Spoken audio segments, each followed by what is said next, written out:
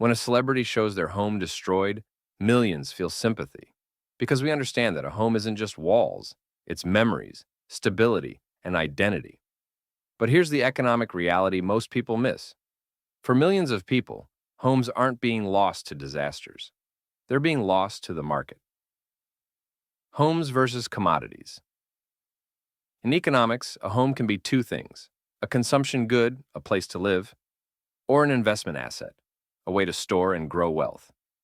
When housing becomes more valuable as an asset than as shelter, the market changes.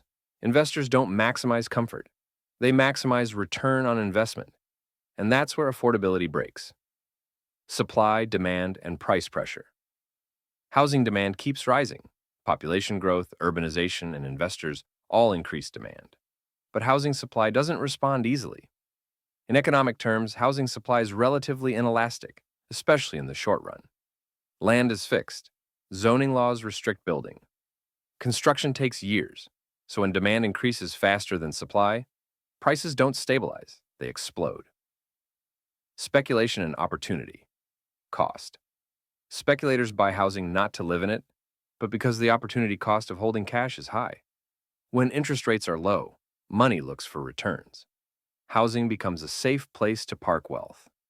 That pushes prices higher, without adding homes for people who actually need them. To the market, your future home isn't a necessity. It's a financial opportunity.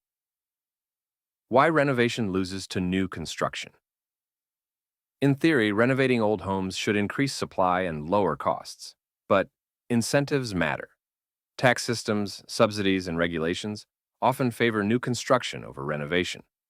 So, profit-maximizing developers choose what yields higher marginal returns, not what society needs. In economics, this is a misalignment of private incentives and social benefits. Externalities and hidden costs. Demolishing affordable housing creates negative externalities. Displaced residents, lost communities, environmental damage, rising rents elsewhere. But these costs aren't paid by developers. They're paid by everyone else. When markets ignore externalities, outcomes look efficient, but aren't socially optimal. The core economic problem. The housing crisis isn't caused by a lack of homes. It's caused by a system where housing demand is global, housing supply is local, and profit is prioritized over access. That's not a market failure, it's a policy failure.